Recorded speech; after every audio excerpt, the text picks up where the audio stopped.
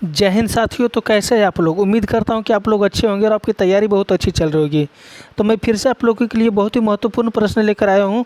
जो भी आप कोई भी एग्ज़ाम देते हैं तो ये सब प्रश्न एक न एक दो प्रश्न ये सब पूछा ही जाता है, इसलिए आज का क्लास बहुत ही महत्वपूर्ण होने वाला है। तो पर्यावरण से संबंधित लेकर आया हूँ इन्वायरमेंट इम्पोर्टेंट क्वेश्चन, जो कि पहला प्रश्न ये कह रहा है। पहला प्रश्न कह रहा है, वायुमंडल में ओजोन परत हमारी रक्षा किन किरणों से करती है? पराबैंगनी किरण से करती है। वायुमंडल में ओजोन परत जो है रक्षा किन किरणों से करती है? पराबैंगनी किरण से। पराक्सीसिटी क्या है? तो ये वायु प्रदूषक है। पराक्सीसिटी क्या है? तो वायु प्रदूषक है। ग्रीन हाउस प्रभाव के कारण पृथ्वी का तापमान क्या होता है? तो ये बढ़ता है। ग्रीन हाउस प्रभाव के कारण पृथ्वी का तापमान क्या होता है? तो बढ़ता है।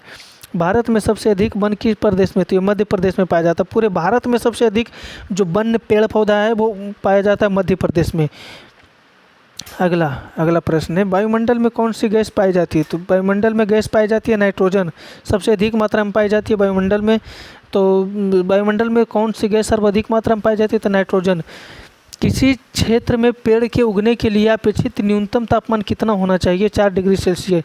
किसी क्षेत्र में पेड़ उगने के लिए अपेक्षित न्यूनतम तापमान कितना होने चाहिए? 4 डिग्री सेल्सियस। 4 डिग्री सेल्सियस रहेगा तभी पेड़ उग सकता है। भारत में वन अनुसंधान केंद्र कहाँ स्थित है? तो ये देहरादून में है।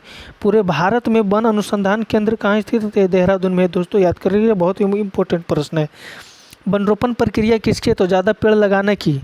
वनरोपण प्रक्रिया किसकी है? तो ज़्यादा पेड़ लगाने की प्रक्रिया है। भारत में अधिकतम वनच्छादन क्षेत्र कौन सा है? तो आरक्षित वन है। भारत में अधिकतम वनच्छादन क्षेत्र कौन सा है? तो आरक्षित वनच्छादन है। नेक्स्ट अगला प्रश्न है, हरा सोना किसे कहा जाता है? तो हरा सोना वन को कहा जाता है। हरा सोना किसे कहा जाता है? तो वन को कहा जाता है हरा सोना। दोस्तों वन को कहा जाता है हरा सोना। भारत में अधिकांश वन संपदा का मालिक कौन है? तो ये राज्य होता है, राज्य। भारत में अधिकांश वन संपदा का मालिक कौन है? तो ये राज्य है।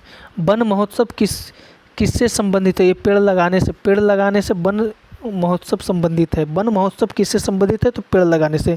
सोपान कृषि कहाँ की जाती है? पहाड़ों के ढलान पे की जाती है सोपान कृषि कहाँ की जाती है? तो पहाड़ों के ढलान पे की जाती है। पर्यावरण अध्ययन की प्रकृति कैसी है? तो बहु अनुशासनिक है। दोस्तों पर्यावरण अध्ययन की प्रकृति कैसी है? तो बहु अनुशासनिक है, नेक्स्ट, हम चारों ओर जिन दिशाओं से घिरे हुए उनका योग क्या कहलाता है? तो ये पर्यावरण कहलाता है। हम जो चारों ओर जिन दिशाओं से घिरे हुए हैं उनका योग, जो जैसे कि मतलब चारों तरफ हमारे आजू बाजू आगे पीछे सब जो है ऊपर नीचे, तो ये सब क्या है? पर्यावरण कहलाता है। वैश्विक पर्यावरण के लिए सर्वाधिक महत्वपूर्ण वन कौन सा है? तो उष्णकटिबंधीय वन। वैश्विक पर्यावरण के लिए सर्वाधिक महत्वपूर्ण वन कौन सा है? तो उष्णकटिबंधीय वन। अगला देखिए क्या कह रहा है, 17 नंबर। पर्यावरण उन बाहरी दशाओं और प्रभावों का योग है जो पृथ्वी तल पर जीवों के विकास चक्र को प्रभावित करते। यह कथन किसने दिया है?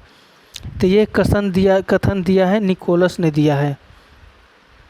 पर्यावरण उन बाहरी दशाओं और प्रभावों का योग जो पृथ्वी तल पर जीवों के विकास चक्र को प्रभावित करते हैं, यह कथन किसने दिया है?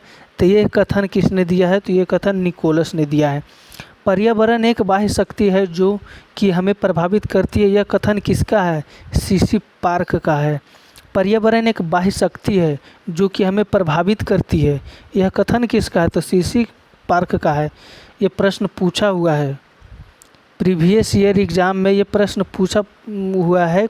कौन तो एग्ज़ाम में पूछा था ध्यान में नहीं आ रहा, बट ये प्रश्न आया था दोस्तों। विश्व में पर्यावरण जागरूकता की शुरुआत किसने की थी? तो विलियम हैवेट ने किया था। विश्व में पर्यावरण जागरूकता की शुरुआत किसने की थी? विलियम हैवेट ने किया था। पर्यावरण का जैविक कारक क्या है? तो वनस्पति है। पर्यावरण का जैविक कारक क्या है? तो यह वनस्पति हो जाएगा फ्रेंड्स। अगला प्रश्न देख लेते हैं। अगला प्रश्न क्या है, 21। यह कथन किसका है कि जीवों के परिस्थितिक कारकों का योग पर्यावरण है? तो ये फिटिंग का है। फिटिंग का ये कथन है। यह कथन किसका है कि जीवों के परिस्थितिक कारकों का योग पर्यावरण है? तो ये फिटिंग का। पर्यावरणीय निश्चयवाद के प्रतिपादक कौन है? कार्ल रिटर है। पर्यावरणीय निश्चयवाद के प्रतिपादक कौन थे? तो कार्ल रिटर। वर्ष 2002 को संयुक्त राष्ट्र संघ ने किसका अंतर्राष्ट्रीय वर्ष घोषित किया था? तो सतत विकास का।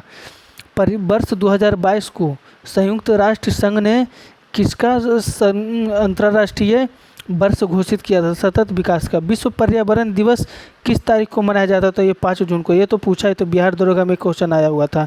विश्व पर्यावरण दिवस किस तारीख को मनाया जाता है? इस बार बिहार पुलिस में भी ये प्रश्न पूछा गया फ्रेंड्स। विश्व पर्यावरण दिवस किस तारीख को मनाया जाता है? तो 5 जून को मनाया जाता है।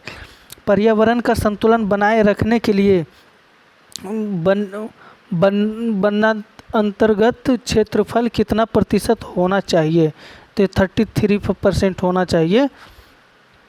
पर्यावरण का संतुलन बनाए रखने के लिए वनांतर्गत क्षेत्रफल कितना प्रतिशत होना चाहिए? तो 33% होना चाहिए, जिससे कि पर्यावरण का संतुलन हमेशा बना रहेगा और मौसम बढ़िया रहेगा। फ्रेंड्स, अगर वीडियो आप लोगों को अच्छी लगे तो एक लाइक ज़रूर कर दीजिएगा। अगर वीडियो को पहली बार चैनल पर देख रहे हैं तो चैनल को सब्सक्राइब और बेल आइकन को ऑन कर लीजिएगा। थैंक यू दोस्तों।